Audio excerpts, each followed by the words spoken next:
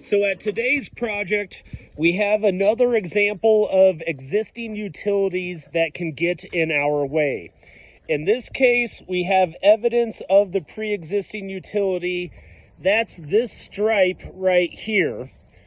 Underneath this asphalt patch are these fiber optic lines. There happens to be somewhere between 12 and 14 of these lines stacked vertical, about 1 per inch. So these go from only 6 inches deep to about a foot deep, directly underneath the asphalt.